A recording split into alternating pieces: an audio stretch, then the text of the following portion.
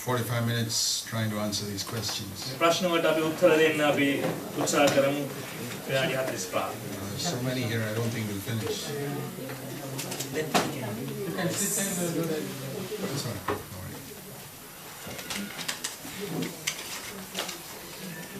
You know, there are two types of questions I have always found. නිතර මම ಜಾති දෙකක ප්‍රශ්න දකිනවා.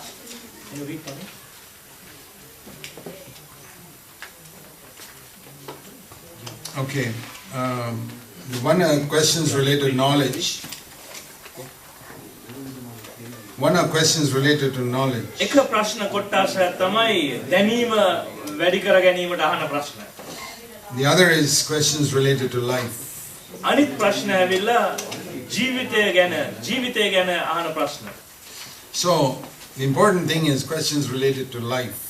වැදගත් දේ ඇවිල්ලා ජීවිතය ගැන අහන ප්‍රශ්න. Okay, here's a question. I often find myself falling into sin, going astray from God. Will God listen to my prayers when I'm falling? මම නිතර පාපයට වැටෙනවා මම දෙවියන් වහන්සේගෙන් හැරී යනවා. දෙවියන් වහන්සේ මගේ යාඥාවලට අහුම්කම් දෙයිද? Of course He'll listen to you. සැබවින්ම උන්වහන්සේ ඔබගේ යාඥාවලට අහුම්කම් දෙනවා. Because we are in need. Because we are in need. මන්දත් අපිට අවශ්‍යතාවයක් තියෙන නිසා. All He wants you to do is be honest. ඔබ කල යුතු එකම දේ තමයි අවංක වීම. And say, Lord, I'm falling. අවංක වෙලා කියන්නේ ඔව් ස්වාමීනි මම වැටෙනවා. Please help me. මට පීඩවන්න. But you must pray for the most important thing in your life. නමුත් ඔබගේ ජීවිතයේ වැදගත්ම දේට ඔබ යාඥා කළ යුතුයි. When you've fallen into sin and fallen away from God. ඔබ පාපයට වැටිලා දෙවියන් වහන්සේගෙන් වැටි යනකොට And you also don't have a job. ඔබට රැකියාවකුත් නැත්නම් Don't pray for your job first. ඔබගේ රැකියාව උදෙසා පළමුවෙන් යාඥා කරන්න එපා. It's not at all as important as the fact you've gone away from God. දෙවියන් වහන්සේගෙන් ඈත් ගියාට වඩා වැදගත් දෙයක් නෙමෙයි ඒක. Pray for the most important thing first. Lord, I'm far away from you. I want to come back to you. පළමු කොටම වැදගත්ම දෙයට යාඥා කරන්න. ස්වාමීනි මම ඔබ වහන්සේගෙන් ඈත්ලා ඉන්නේ මට ඔබ වහන්සේට ලං වෙන්න පිට වෙන්න කියලා. So that's important that we remember that. ඉතින් අපිට විතාමත් වැදගත් ඒ මතක තබා ගැනීම. It's very difficult for me to judge myself when I listen to God's word. මම දෙවියන් වහන්සේගේ වචනයට අහුම්කම් දෙන විට මාව විනිශ්චය කරගන්න මට හරි අමාරුයි. I always think, thank God that person is listening to this. මම නිතරම හිතනවා දෙවියන් වහන්සේ ප්‍රශංසා වේවා අර මිනිස්සයා මේක අහන් ඉන්නවා කියලා. I'm thinking of somebody else who needs that word. යම් කෙනෙක් මම යමෙක් කියලා හිතනවා නම් ඔබට ඒ වචනේ අවශ්‍යයි. Well, that's the devil. A Satan Who tells you this word is not for you, it's for that person. ඒ සාතන් කියන්නේ මේ වචනේ ඔබට නෙමෙයි මේ අරයටයි. But that is the way to overcome it, is say, Lord, it's for me. ඒ ජය ගන්න නම් ඒකට මාවත ආවිල්ලා ඔබ කියන්න ඕන ස්වාමීනි මේ වචනේ මටයි කියලා. Okay.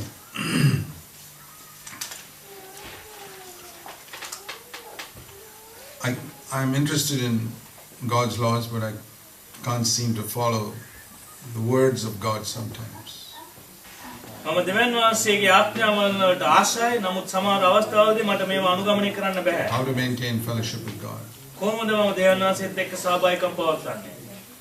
You act according to the light you have, then God will give you more light.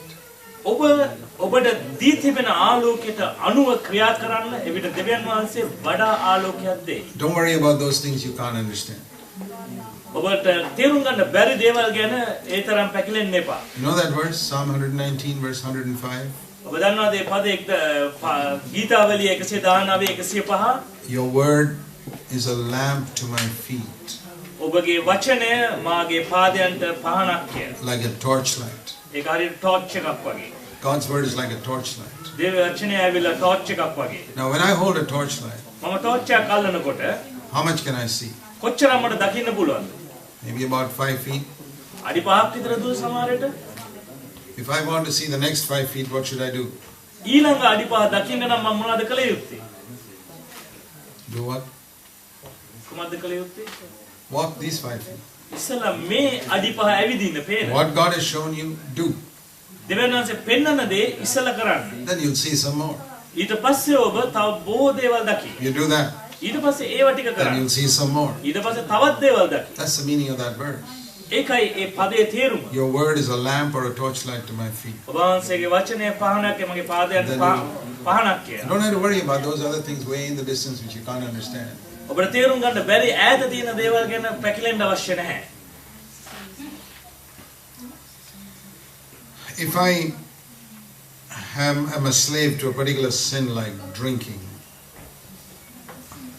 මම බීමත්කම වැනි පාපයකට වහලෙක්ව සිටින්නේ නම් I try to avoid it for 2-3 days, then I get back into it again. මම දවස් දෙක තුනකට උත්සාහ කරනවා ඉන්න අතාරින්න ඊට පස්සේ මම නැවතත් ඒකට එනවා. You must ask God to free you from it. ඔව් දෙවියන් වහන්සේ අසන්න ඕනේ ඔබව නිදහස් කරන්න වෙයින් කියලා. You know, I ask people this question sometimes. මම සමහර විට සෙනගින් මේ ප්‍රශ්නේ අහනවා. Will you smoke a cigarette inside a church building? ඔබ During a church service? සභාවේ රැස්වීම යන අතරේ ඔබ සිගරට් එකක් බොනවද? Will you sit here in a church service and get drunk? එහෙම නැත්නම් ඔබ මේ සභා රැස්වීමක ඉඳගෙන බීමත් වෙනවද? I say, oh no. ඒ කියලා නෑ නෑ මම එතන කරන්නේ නෑ. That's the house of God. මේක දෙවියන් වහන්සේගේ ගෘහය. I said, that's not the house of God. මම කියන ඒක නෙමෙයි දෙවියන් වහන්සේගේ ගෘහය. Your body is the house of God. ඔබගේ ශරීරයයි දෙවියන් වහන්සේගේ ගෘහය. How can you smoke and drink in this house of God? ඔබ කොහොමද බොන්නේ දුම්පානය කරන්නේ මේ දෙවියන් වහන්සේගේ ගෘහයේ? Will you go and break the windows in a church building? ඔබ ගිහලා සභාවක තියෙන කණ්ණාඩි කඩනවද? No. නෑ. When you drink or smoke, you're destroying something in this temple of God. ඔබ සිගරට් බොනකොට එහෙම නැත්නම් මද්යසාරේ බොනකොට ඔබ මේ ගෘහයේ යම් දෙයක් කඩන්නේ. That smoking destroys your lungs and the drinking destroys your liver. දුම්පානය ඔබගේ පෙනහැලි නැති කරනවා ඒ වගේම මද්යපානය ඔබගේ liver එකට හානි You කරනවා. can't see it. ඔබට පේන්නේ But it's worse than breaking windows in a church building. නමුත් සභාවක මේ තියෙනා වූ කණ්ණාඩිය කඩනවට වඩා We must නපුරුයි. see the seriousness of it. ඉතින් ඒකේ තියෙනා වූ බැරෑරුම්කම ඔබ දකින්න ඕනේ. I mean, this question is like this. මේ ප්‍රශ්නේ මේ ආකාරයි. Brother Zach, I always have the habit of going and breaking church windows in church buildings. How to stop it? හරියට අහනවා බ්‍රදර් සැක් මට නිතරම හිතෙනවා මේ ගීලා චර්ච් එකක් ඇතුළට ගිහලා මේ වීදුරුවට ගාලා කඩන්න. කොහොමද මම මේ පුරුද්ද නවත්තන්නේ? Why do you have the habit of breaking windows in church buildings? ඇයි ඔබට මේ වීදුරු කඩන්න චර්ච් බිල්ඩින් එකේ වීදුරු කඩන්න පුරුද්දක් තියෙන්නේ? Because you don't see how serious it is. ඔබ ඒකේ බැරෑරුම්කම දකින්න නැති නිසා. Your body is the most important church building. ඔබගේ ශරීරය තමයි මහත් වැදගත්ම Now, you wouldn't take a blade and cut your hand, would you? ඔබ බ්ලේඩ් එකක් කරන් මෙහෙම ඔබගේ අත් කපා ගන්නෑ. That is better than drinking and destroying your liver. ඒක හොඳයි මේ බීලා මේ පෙනෑලු සහ වකුගඩු නැති කර ගන්නවට වඩා. This will heal. මම දැන් මේක කැපුච්ච එකක් තුවාලේ සනීප වෙයි. That will not heal. නමුත් මේ පෙනෑලි එහෙම So we සනීප must see the කරනවා. seriousness of something. ඉතින් යම් දෙයක බැරෑරුම්කම ඔබ දැක ගන්න ඕනේ.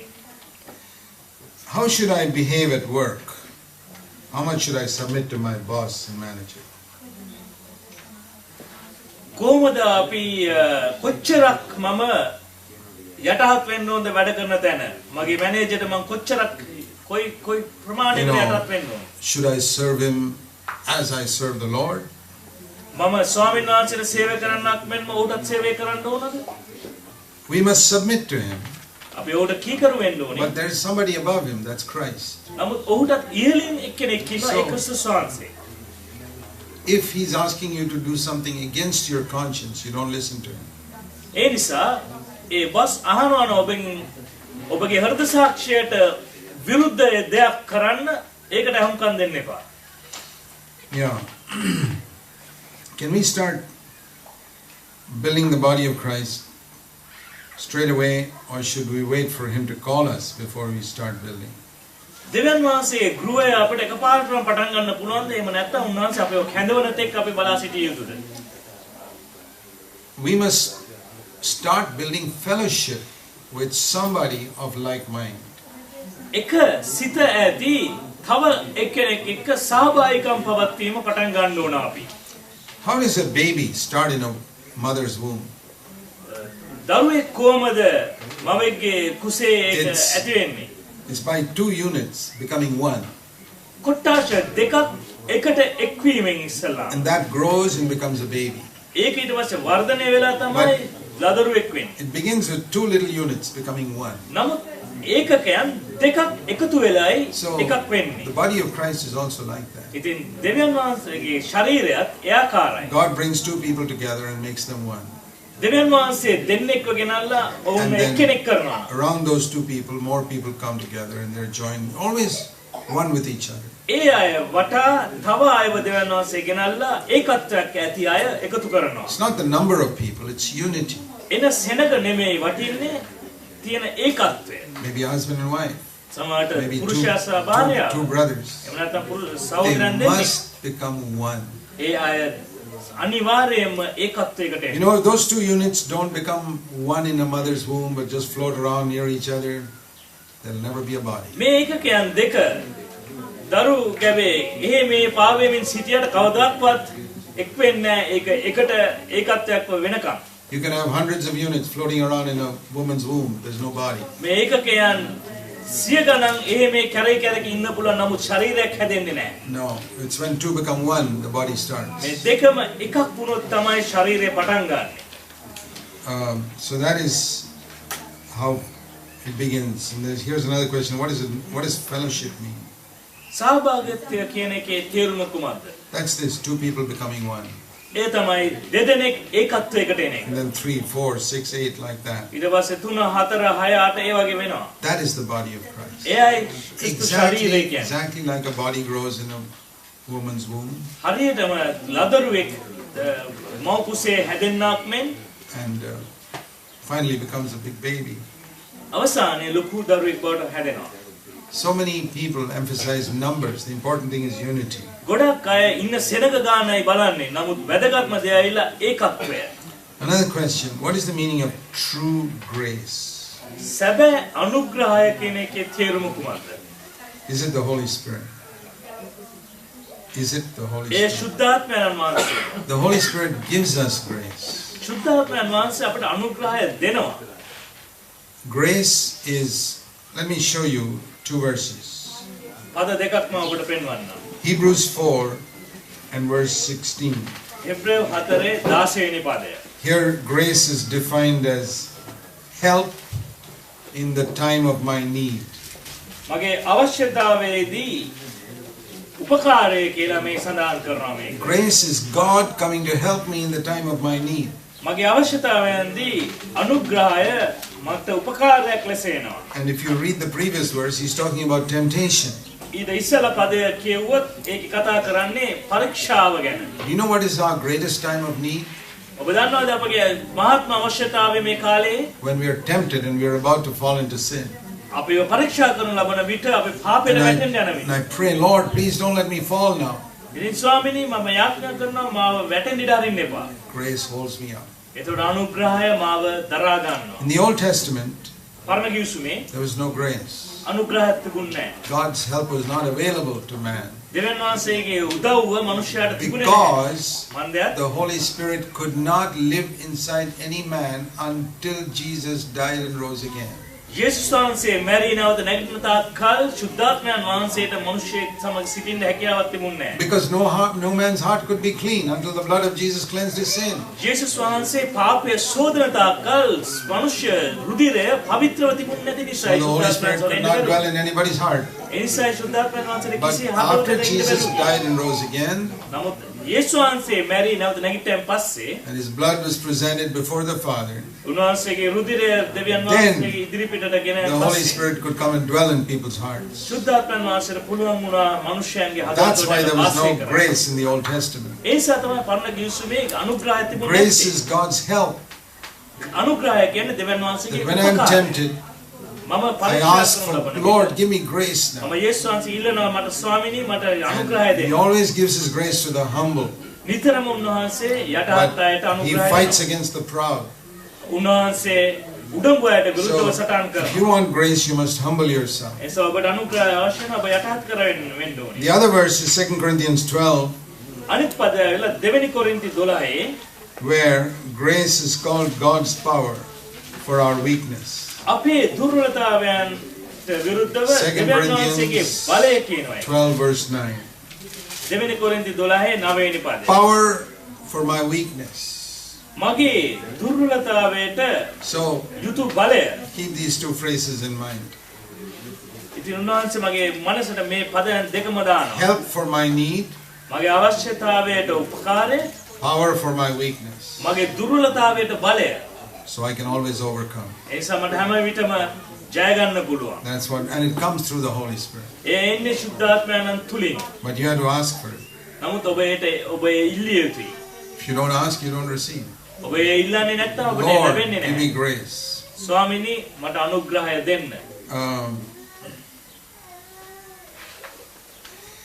Is it possible to be Christ-like all by yourself, or do you need to have fellowship to be Christ-like? ඔබ තනියම ඔබට ක්‍රිස්තුස් වහන්සේ වගේ වෙන්න පුළුවන්ද? එහෙම නැත්නම් ඔබට අනිත් අයත් එක්ක සහභාගීකම් පවත්වන්නම අවශ්‍යද? Yeah, you can be Christ-like by yourself, but it helps if you have somebody to help you. ඔබට පුළුවන් ඔබගේ තනියම ක්‍රිස්තුස් වහන්සේ වගේ වෙන්න. නමුත් ඊට වඩා උපකාරය කවුරු හරි ඉන්නවා නම් තව වටිනවා. Because, you know, it's like two hands. Why do you need two hands? ඇයි ඔබට අත් දෙකක් අවශ්‍ය වෙන්නේ? Because the one hand is injured, the other hand can help it. මන්ද එක අතක් තුවාල වුණොත් අනිත් අතට පුළුවන් උපකාර කරන්න. And God has placed us in a body. ඒ නිසා දෙවියන් වහන්සේ අපේ ශරීරයක තබලා තිබෙනවා. Ecclesiastes 4 verse 10 to 12 says, 8 to 12. දේශනාකාරය 4:8 සිට 12 දක්වා. Two are better than one. දෙදෙනෙක් එක්කෙනෙකුට වඩා දෙදෙනෙක් යාපත්. If one falls, the other can. එක්කෙනෙක් වැටුනොත් අනිත් එක්කෙනා ඇදලා ගන්නවා. So it's good to have fellowship. ඒ නිසා සහභාගීත්වය ඇතිව සිටීම ඉතාමත් වැදගත්. If you're all alone in some place, you can still grow in Christ. යම් තැනක ඔබ තනියම නම් ඉන්නේ එතනදී ඔබට තවමත් ඔබට ක්‍රිස්තුස් වහන්සේ සමග ගොඩ නැගෙන්න පුළුවන්. How can we live in the Holy Spirit? අපි ශුද්ධාත්මයන් වහන්සේ තුල කොහොමද ජීවත් වෙන්නේ? That is by listening. Every time the Spirit of God speaks to my conscience, if I obey, නිතර ශුද්ධාත්මයන් වහන්සේ මගේ හෘද සාක්ෂියට කතා කරන එකට අහුම්කම් දීමෙන් එයට කීකරු වීමෙන් if I keep listening to the Holy Spirit, I learn to live in the Spirit. මම නිතර ශුද්ධාත්මයන් වහන්සේට අහුම්කම් දෙනවා නම් මට පුළුවන් වෙනවා ශුද්ධාත්මයන් වහන්සේ තුල ජීවත් වෙන්න. In the military, they would teach us to march saying left, right, left, right, left, right, left. Military එකේ අපිට මාර්ච් කරන්න උගන්වනවා වම දකුණ වම දකුණ වම දකුණ කියලා. And as they beat the drum, you had to keep marching. A drum එක ගහන බීට් එකට අපි ඇවිදින්න ඕනේ. පියවර තියපන්න. You can't slow down. ඔබට හිමින් යන්න බෑ. And you can't run ahead also. ඔබට ඉක්මනින් යන්නත් බෑ. Living in the Spirit is something like that. ආත්මයෙන් ජීවත් වෙනවා කියන්නේ ඒ ආකාරයි. Spirit of God prompts us to do something. ශුද්ධාත්මයන් වහන්සේ අපව උත්තේජනය කරන විට යමක් කරන්න You do it. ඔබ කරනවා. The Spirit of God says, don't do that. Keep your mouth shut. නමුත් ශුද්ධාත්මයන් වහන්සේ කියනවා නම් කරන්න එපා ඔබගේ මුඛය වහගන්න කියලා කියන්න එපා. Then I don't do it. එවිට මම කරන්නේ නැහැ කියන්නේ නැහැ. The next question would be, how to know whether it's the voice of the Holy Spirit or some other voice? ඊළඟ ප්‍රශ්නය ඇවිල්ලා කොහොමද නම් දන්නේ මේක ශුද්ධාත්මයන් වහන්සේගේ හඬද එහෙම නැත්නම් වෙන ආත්මයක්ද මේක? That takes time to learn. ඒ කල් යනවා ඒක ඉගෙන ගන්න. And the best way to learn is read the Bible. හොඳම ක්‍රමය තමයි දේව වචන ඉගෙන ගැනීම තුලින්. Because this whole book is the voice of the Holy Spirit. මම දැන් මේ මුළු පොතම ඇවිල්ලා දේවයන් වහන්සේගේ And හඬ. if you keep on reading it, you'll become familiar with the voice of the Holy Spirit. ඔබ දිගටම මේක කියවනකොට දේවයන් වහන්සේගේ හඬට ඔබ පුරුදු වෙනවා. And then in some situation where there's no answer in the Bible, සමහර අවස්ථාවලදී සමහර අවස්ථාවන් ගැන උත්තරයක් නැත්නම් බයිබලේ if you've read the Bible, you'll know the Spirit of God will prompt you. ඔබ දේව වචනේ කියවලා තියෙනවා නම් ශුද්ධාත්මයන් වහන්සේ ඔබ උත්තේජනය කරනවා. Should I watch this TV program or not? මේ ටීවී ප්‍රෝග්‍රෑම් එක මම බලන්නද එපාද? Nowhere's in the Bible. බයිබලයේ කිසි But පදයක් if you're නැහැ. familiar with the Bible, නමුත් ඔබ බයිබලයට පුරුදු the වෙනා Spirit of God will speak to you. දෙවියන් වහන්සේගේ ආත්මය ඔබට කතා කරයි. That's not good for you to see. ඒ ඔබ බලනවාට ඒ යුතු නැති දෙයක් කියලා. So we have to become familiar with Scripture first. ඒ නිසා දේව වචනයෙන් ඉස්සල්ලාම අපිට දැනීම ලැබෙන්න ඕනේ. But initially, just follow your conscience. නමුත් ප්‍රාථමිකව ඔබගේ හෘද සාක්ෂිය ඉස්සල්ලාම ගමනය කරන්න. Don't ever go against your conscience. කිසි විටකත් හෘද සාක්ෂියට විරුද්ධව යන්න එපා. Don't judge other people. අනිත් අයව විනිශ්චය කරන්න එපා. Just judge yourself. ඔබව පමණක් විනිශ්චය කරගන්න. Okay, when churches do not accept the true servants of God who preach the real truth, can we come together without listening to our leaders and listen to the truth from those who are preaching the real truth? යම් සභාවක සැබෑ සේවකයන්ව සත්‍ය දේශනා කරන දේශකයන්ව පිළිගන්නේ නැත්නම් අපිට පුළුවන් ද වෙනම එකට එකතු වෙලා සහභාගීත්වය තබන්න? එහෙම නැත්නම් අපිට පුළුවන් ද ඒ සැබෑ අය සමග සහභාගීත්වය තබන්න? And our church leaders say it's wrong to listen to all those truths. අපේ නායකයා කියන සභාවේ ඒවා ඔක්කොම වැරදි, ඒ සත්‍යයට අහුම්කම් දීම වැරදි දෙයක් කියලා. See, we must not be slaves to people who hinder us from spiritual growth. අපේ ආත්මික වර්ධනයේ බාධාවක් වෙන්න අපි කරන්නා වූ අයට අපි වහලුන් විය යුතු නැහැ. When Jesus was here, I'm sure a lot of people told Peter, don't go after that man. යේසුස් වහන්සේ මේ පොළොව මත ඉන්නකොට මට සාතිකයි පේත්‍රස්ට කියන්න ඇති යන්න එපා මේ මනුස්සයා පස්සේ කියලා. බොහෝ අය කියන්න ඇති. And if Peter and James and all had listened to all those people, they'd have missed out on what God had for them. පේත්‍රස් යාකෝබ් ඒ අයගේ අහුම්කම් දුන්නා නම් ඒ යේසුස් වහන්සේගේ තිබිච්ච හැම යාපතක්ම උන්ට නැති වෙන්නේ. When Paul went to different places, a lot of people said, don't listen to him. පෞතුමා වෙනස් තැන් වලට ගිය අවස්ථාවලදී කියන්න ඇති පෞතුමාට අහුම්කම් දෙන්න එපා කියලා අනිත් අයට. But the people who listened to Paul came to a spirit-filled life and a useful life. නමුත් පෞතුමාට අහුම්කම් දුන්න අය ආත්මික ජීවිතයකටත් ආත්මෙන් පූර්ණ ජීවිතයකටත් ඇතුළු වුණා. We don't have to listen to people who try to hinder us from growing spiritually. එනිසා අපි ආත්මික වර්ධනය වීම බාධා කරන්නා වූ අයට අපි අහුම්කම් දිය යුතු නැහැ.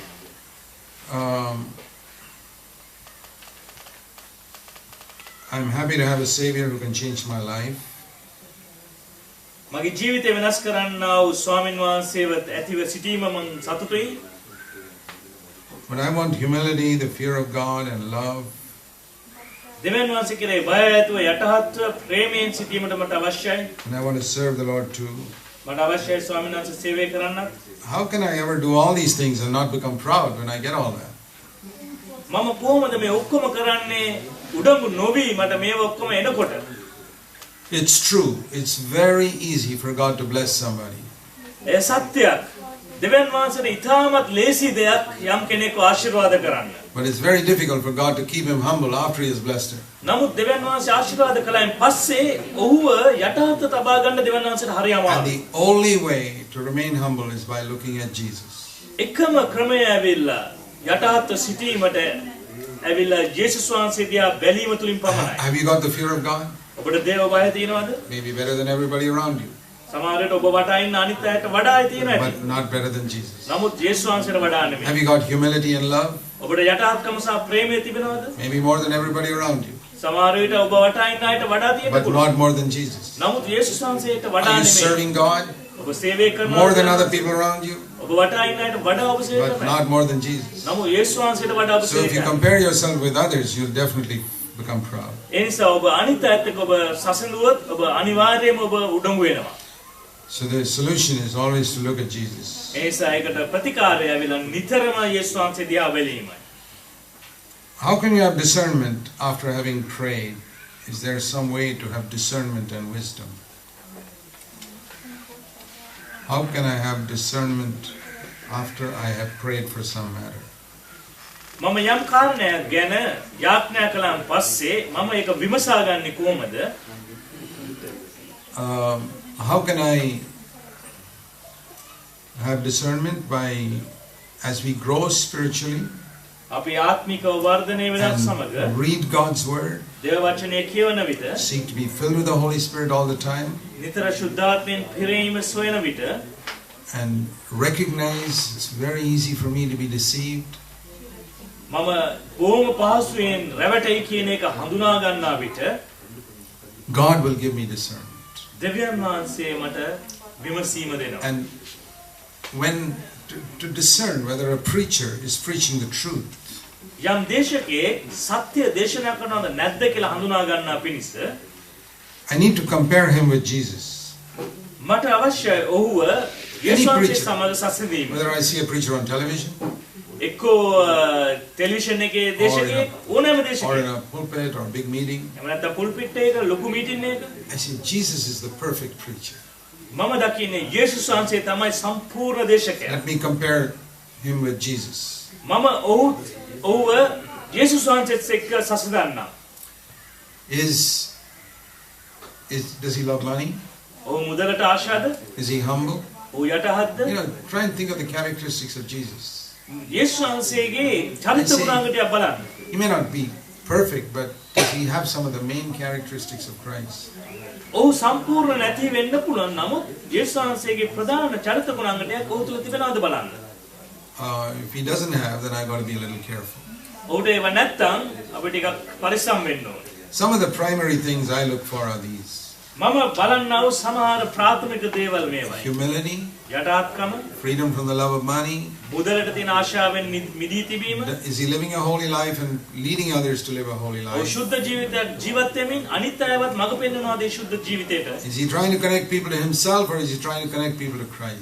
ඔහු වටා සෙනගව රැස් කරගන්න උත්සාහ කරනවාද? එහෙම නැත්නම් සෙනගව යේසුස් වහන්සේට සම්බන්ධ කරනවාද? Is it easy to meet him or very difficult to meet him? ඔහුව මුණ ගැසීමේ තමයි පාසුද? එහෙම නැත්නම් ඔහු මුණ ගැහෙන්න හරි අමාරුද? These tests I very easily find out whether a preacher is a godly man or not. මේ චරිත ටික බැලුවොත් ඇති ඉක්මනට දැනගන්න මේ මිනිස්සයා දෙවියන් වහන්සේගේ මිනිස්සයාද නෙවෙයිද කියන එක. And can you give us some advice about divorce and remarriage for those who come to the church? තික්කසාදය හා නැවත විවාහය ගැන පොඩ්ඩක් අපිට ඇඩ්වයිස් දෙන්න පුළුවන්ද? It's very unfortunate that nowadays there's so much of divorce and remarriage in the churches. අවාසනාවකට වගේ මේ දවස්වල සභාවේ බොහෝ සෙයින් තික්කසාද සහ නැවත විවාහ වීම සිද්ධ වෙනවා. God's will is very clear. දෙවියන් වහන්සේ කැමති තාම පැහැදිලි. Jesus said we cannot divorce, we cannot remarry. යේසුස් වහන්සේ කිව්වා අපිට තික්කසාද වෙන්න බෑ, අපිට නැවත විවාහ වෙන්න බෑ කියලා. But we have situations where people are already divorced, already remarried before they come. නමුත් අපිට යම් තත්ත්වයන් අපි මූණ පානවා සභාවට එන්න කලින්ම ඒ අය තික්කසාද වෙලා විවාහ වෙච්ච අය. And sometimes they already have children සමහර විට එයාට ඒ in වෙනකොට their, ළමයි ඉන්නවා. in their second marriage. එයාගේ දෙවෙනි විවාහයේ ළමයිනුත් ඉන්නවා.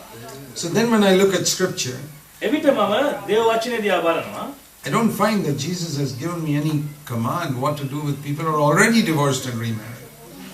ඒ වෙනකොටම නැවත විවාහ වෙච්ච අය ගැන කිසිම දෙයක් අපි බයිබලයේ දකින්නේ නැහැ. He tells me what to do if people are considering divorce or remarriage. No, definitely not. විවාහ ගැන දික්කසාදේ ගැන හිතන අය ගැන කියලා තියෙනවා කෙලින්ම නැහැ කියලා ඒක කරන්න බෑ කියලා. So I don't want to add to scripture. ඒ නිසා මට අවශ්‍ය නැහැ දේව වචනට එකතු Say, කරන්න. Lord, what shall I do with people who are already divorced, remarried before they were converted? Now they've got children. දැන් ගැලවීම ලබන්න කලින්ම දික්කසාද වෙච්ච නැවත විවාහ වෙලා ළමයිනුත් ලැබුණ අයට මම මොනවද See, කරන්නේ there are some කියලා. complicated situations like that. There are some complicated මේ situations. වගේ අමාරු තත්ත්වයන් සමහර විට අපි මුහුණ පාන්න වෙනවා. Then we have to seek God for wisdom in each case. එවිට එක එක කාරණාව ගැන අපිට දෙවියන් වහන්සේගේ ප්‍රඥාව විමසන්න ඕනේ. There's a verse in Ezekiel 18 එසේකියල් 18 පදයක් තියෙනවා. where it says in verse 20, එසේකියල් 18 20 වෙනි පදයේ the son must not be punished for the father's sin. පියාගේ පාපය නිසා පුත්‍රයාට Yeah, even in a worldly court, nobody will punish the son for the father's sin. ලෝකයේ අධිකරණයේ පවා සාමාන්‍යයෙන් පියෙක්ගේ පාපේ වැරද්දකට පුතෙක්ට දඬුවම් කරන්නේ නැහැ. Supposing your father and mother have divorced and sinned, හිතමු මවයි පියයි and then දික්කසාද වෙලා කියලා. a man and woman, and then they get married again somewhere, ඒ මිනිස්සු දෙදෙනා දික්කසාද වෙලා තව තැනක විවාහ වෙනවා. remarried. නැවතත් Then they දෙදෙනා have children. ඒ අයට දරුවන් ලැබෙනවා. If I tell this divorced, remarried couple to separate, මම කියනවා නම් මේ දික්කසාද වෙච්ච පවුලට නැවතම විවාහ වෙච්ච පවුලට දැන් වෙන් වෙන්න කියලා who's going to suffer the most? කවුද වැඩිම දුක් විඳින්න යන්නේ? Not that older couple, they are grown up people. මේ වයසට ගිය යුවල නෙමෙයි. ඒ වර්ධනය වෙච්ච අය. The poor children. අසරණ ළමයි දුක් විඳින්නේ. One of them will have to grow up without its mother or father. එක්කෙනෙක් They will have to මව grow හෝ up, පියා නැතුව වර්ධනය වෙන්න වෙනවා. Because I told them to separate. මම කිව්වනම් ඒ දෙන්නට දැන් වෙන් වෙන්න කියලා. Some of these situations are so complicated. ඒක සමහර තත්ත්වයන් ටිකක් අමාරුයි. පැටලිසයිතයි. There's a divorced remarried man, divorced man, there's a divorced woman, they get married. මෙන්න දික්කසාද වෙච්ච මිනිහෙක් ඉන්නවා මෙන්න දික්කසාද වෙච්ච ස්ත්‍රියක් ඉන්නවා ඒ දෙන්න දැන් ආයෙ බඳිනවා and they have a child එයාට දැන් ළමයෙක් ඉන්නවා or 2 children. එහෙම නැත්නම් ළමයි දෙන්නෙක් And then I tell them to separate. මම කිව්වනම් මේ දැන් දික්කසාද Okay, they වෙලා separate. බඳායට වෙන් වෙන්න කියලා What හොඳයි වෙන් වෙනවා What will happen to these children? එතකොට මේ ළමයින්ට මොකද වෙන්නේ Children will have to spend some days here, some days here, and something like that. මේ ළමයි එක්ක දවස් කීපයක් අම්මත් එක්ක And- දවස් කීපයක් තාත්තත් එක්ක ඉන්න වෙනවා That's punishing the children for the sin of the parents. ඒක ඇවිල්ලා දෙමව්පියන්ගේ වරදට දරුවන්ට So දඬුවමක් දීමක්. I have to think of that factor also when I decide what advice I give them. ඒ නිසා මම මොන ඇඩ්වයිස් එකක්ද දෙන්නේ කියන එක ගැන හිතනකොට මම මේක ගැනත් කාරණා ගැනත් බලන්න ඕනේ. You have to take the whole of Scripture ඒ නිසා අපිට මුළු ලියවිලම and ගන්න ඕනේ. decide. So in each case, එක එක තත්ත්වයේදී ඒක I වෙනස් say, I can't make a standard law. That's why the Bible doesn't say anything. බයිබලයේ ගැන කිසිදයක් කියන්නේ නැත් ඒකයි අපිට එකම මට්ටමක තියන්න බෑ Jesus හැමදේම. only said, no divorce, no remarriage. යේසුස් වහන්සේ කිව්වේ දික්කසාද වීමක් නැහැ, නැවත විවාහයක් නැහැ කියලා. Beyond that, ඊට වඩා we have to think of each case individually, consider all the factors, and give advice. ඊට පස්සේ අපි එක එක තත්වයන් ගැන හිතලා ඒ ඔක්කොම සලකලා බලලා තමයි ඒවට වෙන වෙනම උත්තරයක් දෙන්න ඕනේ. And we must always act with compassion, ඒත් එක්කම අපි නිතරම අනුකම්පාවෙන් යුක්තවයි ක්‍රියා කරන්න ඕනේ. not like the Pharisees who wanted to stone the woman caught in adultery. හරිසිවරුන් අර වෛශ්‍යකමේ අල්ලාගත්ත ස්ත්‍රියට ගල් ගැසුවක් මෙන් නෙමෙයි. A lot of Christians act like that towards divorced people. ගොඩක් ක්‍රිස්තියානි අය දික්කසාද වෙච්ච අයට විරුද්ධව මෙහෙම ක්‍රියා කරනවා. I don't want to do that. නමුත් මට අවශ්‍ය නැහැ එහෙම කරන්න. Okay, another question is concerning election, of God electing us. අනිත් ප්‍රශ්නයල දෙවියන් වහන්සේ අපව තෝරා ගන්නවා. Everybody invited to the Lord or only some elected? හැම එක්කෙනාම දෙවියන් වහන්සේ වෙතට එනවාද එහෙම නැත්නම් තෝරාගත්ත පමණක් දෙන්නේ. It's written that God chose us and we didn't choose Him.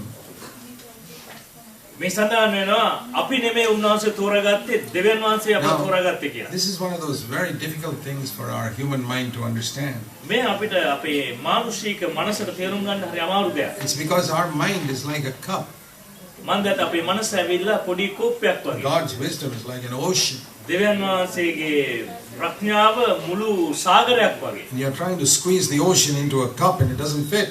ඔබ මේ මුළු සාගරය මේ පොඩි කෝප්පය ඇතුළට දාන්න උත්සාහ කළොත් ඒක ඇතුළට යන්නේ නැහැ ඒකට. One day when we get to heaven, we'll understand it clearly.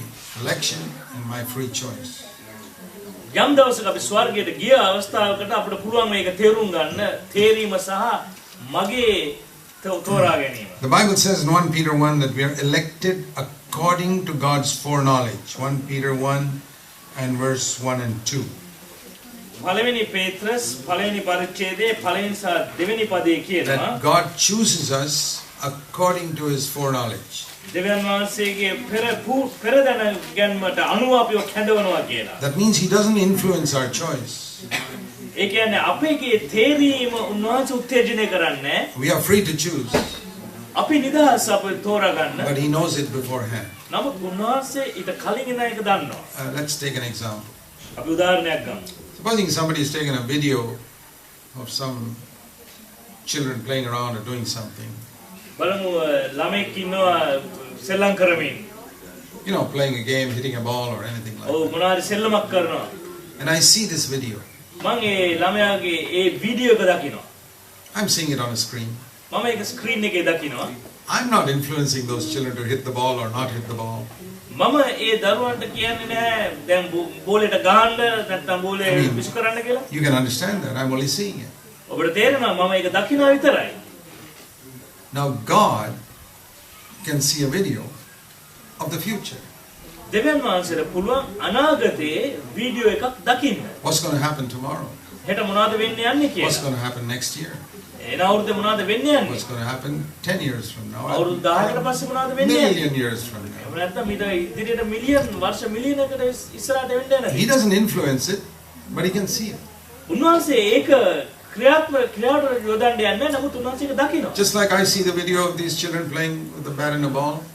හරියට මේ ළමයි බැට් එකයි බෝල් එකයි අරන් සෙල්ලම් කරනවා මම දකින්නා. I'm only seeing it. මම ඒක දකිනවා පමණයි. I'm not making that child hit the ball or not hit the ball. මම ඒ අයට ආඥාවක් දෙන්න මේ බෝලෙට ගහන්න හෝ එපා කියලා. In the same way, God's foreknowledge.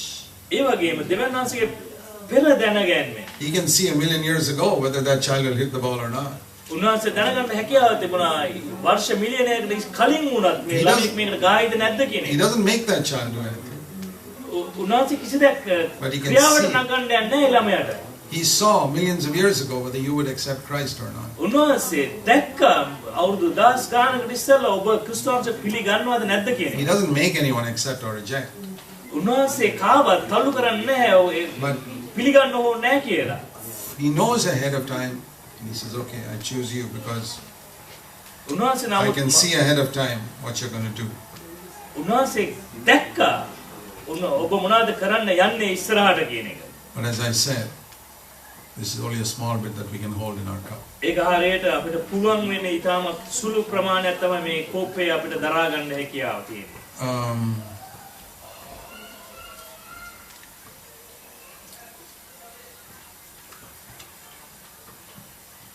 Here it says I was slave to a sin for a long time. මම එක පාපයකට වහලෙක්ව සිටියා බොහෝ කාලයක් තිස්සේ. With the help of the Holy Spirit I got victory. නමුත් ශුද්ධාත්මයන් වහන්සේගේ උදව්වෙන් මම ජයගත්තා. Now I've got light on another sin. නමුත් දැන් මට තවත් පාපයක් ගැන ලියවිත් තියෙනවා. So if the Holy Spirit gave me victory over one sin, එක පාපයකට ජය මට දුන්නාන් පස්සේ ශුද්ධාත්මයන් වහන්සේ how is it I didn't automatically get victory over the other? මම දැන් සාමාන්‍යයෙන්ම මට ඒකේ ජය අනිත් එකකින් ජය ලැබෙයිද? Are these two different spirits causing this sin? වෙනස් ආත්මයන් දෙකක්ද මේ පාපයට හේතුව? See, a lot of people confuse evil spirits with the flesh. ගොඩක් අය පැටලිලා ඉන්නවා නපුරු ආත්ම සහ මාංශය ගැන දෙක ගැන. We have a nature which we got from Adam called the flesh. අපි ආදම්ගෙන් ලැබුවා ස්වභාවයක් තියෙනවා මාංශය කියන. Which all children have. හැම දරුවෙක්ටම මේක තියෙනවා. Fight, quarrel, tell lies, everything. ගහ ගන්නවා, පොරපදිනවා, බොරු කියනවා. We don't get rid of it when we are converted. අපි ගැලීම ලැබුවා කියලා අපි ඒකින් වෙන් වෙලා ඉන්නේ නැහැ. We get the Holy Spirit to fight that nature. අපි ශුද්ධාත්මයන් වහන්සේ ලබන්නේ ඒ ස්වභාවයට විරුද්ධව සටන් කරන්න. But then we also have the devil from outside trying to tempt us. ඒ වගේම පිටස්තරයෙන් ඉන්න සාතනුත් අපිව පරීක්ෂා කරන්න. Evil spirit coming in is different from our own sinful nature. අශුද්ධ ආත්මය පිටතින් අපිට ඇතුල් වීම ඇවිල්ලා අපේ මාංශයෙන් ඇති වෙන උදේට වඩා වෙනස්. A believer can never have an evil spirit in his heart. ඇදහිලිවන්තයෙක්ට කිසිම විටක ඔහුගේ හදවතේ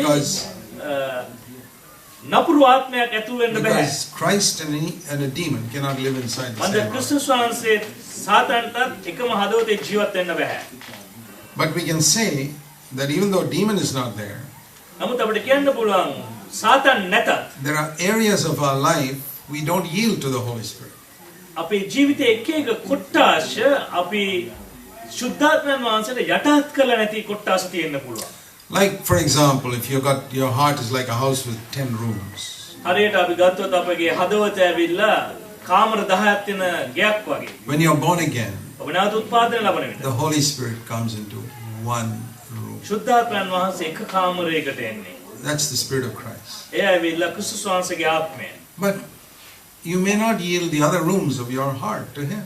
නමුත් ඔබ අනිත් කාමර ටික ඒ හදවතේ තියෙන අනිත් කාමර ටික උන්වහන්සේට යටත් කරලා You say one room which is the guilt of my sin, please come there and remove the guilt of my sin. ඔබ කියනවා මේ පාපය ගැන තියෙන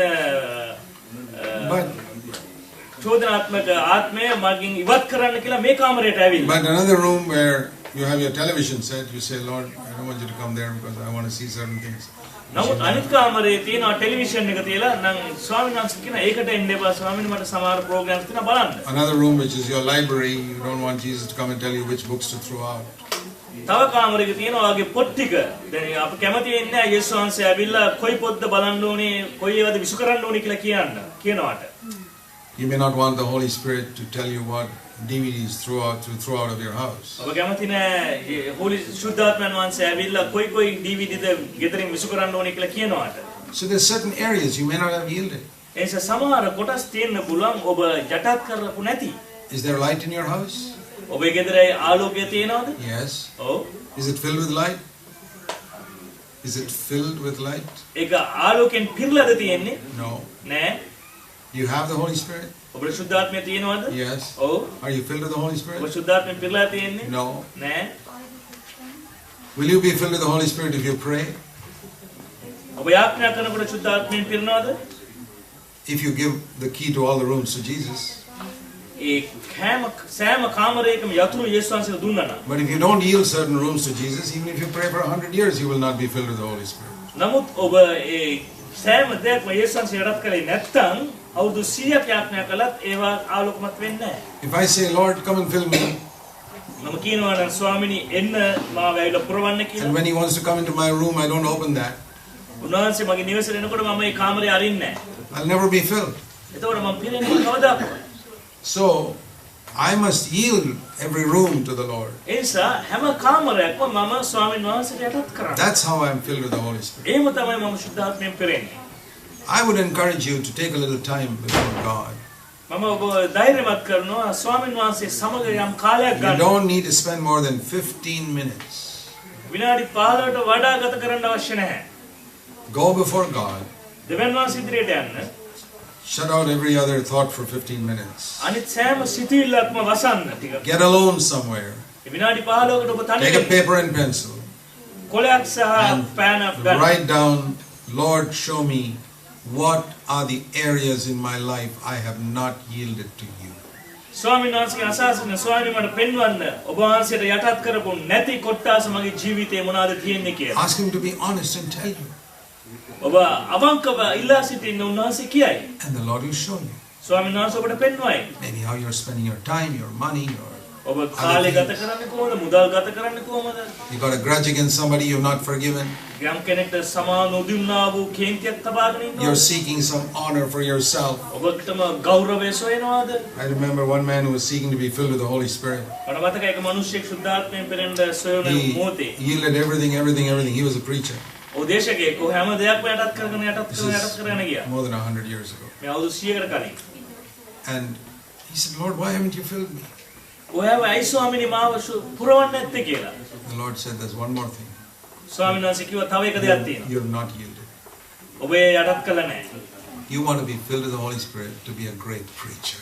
ඔබට සුද්ධාත්මයෙන් පිරෙන්න ඔබට අවශ්‍යයි ඇයිලා ඔබ මහතු දේශයක් වන පිණිසයි. Yield it. ඒකත් යටත් කරා. Give it up. ඒක අතල්ලා දාන්න. Then he realized ඊට පස්සේ ඔහු තේරුම් ගත්තා. he wanted to be filled with the Holy Spirit to have a great preaching ministry. ඔහුට අවශ්‍ය වුණේ සුද්ධාත්මයෙන් පිරෙන්න මහතු දේශකයෙක්ගේ සේවාවක් He said, කරන්න. Lord, I give it. ඔක ස්වාමීනි මම මේක අතල්ලා දාන්න. මට එපා. And he was filled with the Spirit. ඔහු සුද්ධාත්මයෙන් පිරුණා. You know, sometimes there's some ambition I have which is not in God's will for me. සමහර අවස්ථාවලදී අපේ මොනාරි තියෙනවා අභිප්‍රායක් දෙවියන් වහන්සේ කැමැත්තට යටත් නැති. Then God doesn't grant me what we want. එතකොට දෙවියන් වහන්සේ අපිට අවශ්‍ය දේ අපිට දෙන්නේ නැහැ. Some of these other questions are not really related that much to life. මේ සමහර ප්‍රශ්න එච්චරම ජීවිතය ගැන සම්බන්ධ වෙච්ච නැති ඒවා. Can we take part in the bread in our church if we don't agree with their practices?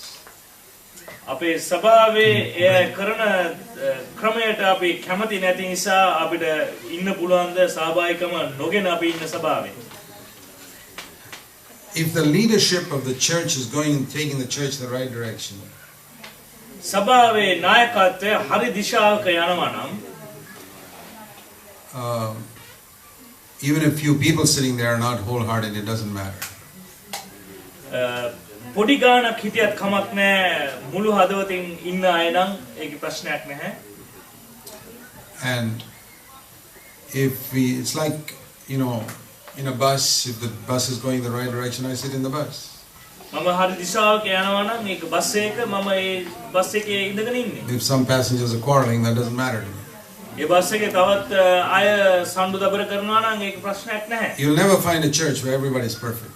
ඔබට කිසි විටක සභාවක් හම්බෙන්නේ නැහැ හැමදෙනාම සම්පූර්ණ. Even in Jesus' church of 12 people, there was one crook, Judas Iscariot. යේසුස් වහන්සේගේ සභාවේ 12 දෙනාගේ පවා එක්කෙනෙක් හිටියා ජූදස් ඉස්කරියොත්. ඔහු කපටියෙක්. We don't have to worry about that. ඒ ගැන අපි කලබල වෙන්න යුතු නැහැ. Jesus still broke bread, even though Judas Iscariot was sitting there. ජූදස් ඉස්කරියෝත් ඉන්නකොටත් යේසුස් වහන්සේ So, roti කැඩුවා. the main thing we got to see is, are the eldership of this church godly? Are they leading the church in the right direction? වැදගත්ම දේ ඇවිල්ලා නායකත්වය ඒක දේව බය ඇතුව හරි දිශාවක යනවාද කියන එකයි. And if that is the case, A හරිනම් then we can stay in that church. අපිට ඒ සභාවේ ඉන්න පුළුවන්. Break bread and ignore the people who are, there are 5 or 10 Judas Iscariots. Even if there are 5 or 10 Judas Iscariots. ජූදස් ඉස්කරියෝත්ලා 5 දෙනෙක් 10 දෙනෙක් හිටියත් ඒ අමතක කළා දාන්න. In many things I want to say that we don't have to follow rules. බොහෝ දේවල්දී මට කියන්න කැමති දෙයක් තමයි අපි නීති අනුගමනය If කළ you යුතු නැහැ. really develop the habit of living, listening to your conscience and listening to the Holy Spirit, ඔබ නිතරම පළපුරුදු කරගත්ත නම් ශුද්ධාත්මයන් වහන්සේට අහුම්කම් දීම, හෘද සාක්ෂියට අහුම්කම් දීමට God will always lead you along the right path. දෙවියන් වහන්සේ නිතරම ඔබව යහපත් වූ මාර්ගයේ යන්න සලස්වයි. Okay. Some questions about Revelation and all. There's a book of mine called Final Triumph. You can read it there. එළිදරව් පිළිබඳව තිබෙනවා ප්‍රශ්න කිහිපයක් තිබෙනවා. ඒවා Final Triumph කියන පොත තිබෙනවා ලියපු ඒක කියවලා දැනගන්න. Other questions which don't relate to your own living a godly life, it's not important that you know the answer. අනිත් ප්‍රශ්න වලට ඒ කියන්නේ තමුන්ගේම ජීවිතයට සම්බන්ධ නැති ප්‍රශ්න වලට පිළිතුරු ඒ තරම්ම වැදගත් නැහැ. We can study the Bible with the curiosity to find out this, that and the other things which don't relate to our personal life. අපේ ආශාව නිසා බයිබලයේ මේ මෙතන අර කියනවා මේ කියනවා ඒව දැනගන්නවා පිණිස නමුත් ඒවා ජීවිතයට ඒ තරම්ම වැදගත් වෙන්නේ නැත්තම්. It's not important to know the answer. ඒකට හරීම උත්තර The Bible is given to us to live a godly life. දේව වචනේ දීලා තියෙන අපිට දේව භක්තික ජීවිතයක් ගත කරන්න. We'll close with this verse. අවසාන වශයෙන් අපි මේ පදය කියවමු. 2 Timothy chapter 3. දෙවෙනි තිමෝති 3 වෙනි පරිච්ඡේදයේ. It's a very important verse. තාමත් වැදගත් පදයක්. 2 Timothy 3 verse 16 and 17. දෙවෙනි තිමෝති 3 16 නිසා 17 වෙනි පද. Why has God given us the Bible? ඇයි දෙවියන් වහන්සේ අපිට බයිබලයක් දීලා තිබෙන්නේ? For teaching, ඉගෙනීම පිණිස, for reproof, for correction,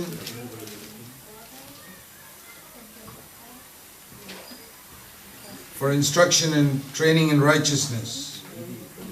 2 Timothy 3:16. It's not there?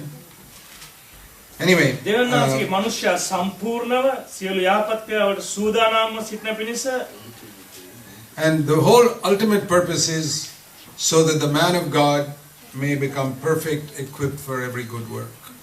දෙවියන් වහන්සේගේ මනුෂ්‍යයා සියලු යහපත් ක්‍රියාවන් වලට සම්පූර්ණ වන පිණිසයි මේ දීලා When තිබෙන්නේ. you read the scriptures, එසා මේ දේව වචනේ කියවන විට say, Lord, you've given me this so that I can become perfect. දෙවියන් වහන්සේ ඔබ වහන්සේ මේ දී තිබෙන්නේ මම I can සම්පූර්ණ වන be පිණිස. equipped for every good work. සෑම යහපත් ක්‍රියාවකටම මම So, සුදුසෙක් වන පිණිස. Teach me, correct me, and train me. ඒ නිසා මට උගන්වන්න, තරවටු කරන්න, හික්මවන්න. And that's the main purpose. එයයි ප්‍රධාන අරමුණ මේ දේව වචනේ. All the other things, if you know the answer or don't know the answer, it doesn't matter. අනිත් සෑම දෙයකටම ඔබට උත්තරය දන්නවද නැද්ද කියන එක ඒ තරම් ප්‍රශ්නයක් නැහැ. We can waste our time studying the Bible for information. දැනීම පිණිස බයිබලය ඉගෙන ගැනීමෙන් අපිට කාලය ගොඩක් නාස්ති කරන්න පුළුවන් And වුණා. I don't want to give people information. මම කැමති නැහැ සෙනගට දැනීම දෙන්න. We have to, the Bible is given to help us to live a godly life. බයිබලය අපිට දීලා තියෙන්නේ දේව භක්තික ජීවිතයක් So ගත let's කරන්න. pray. ඒ නිසා අපි Heavenly ආරාධනා Father, කරමු. please help us ස්වර්ගීය පියාණනි to අපිට live පිහිටවන්න. in the light of all that we have heard. අපි ඇසුවා වූ සෑම ඒ ආලෝකයේ ජීවත් වන්න අපිට පිහිටවන්න. And we pray that you teach us what it means to build your body. ස්වාමීනි අපිට ඔබ වහන්සේ ඉගෙනුවා වූ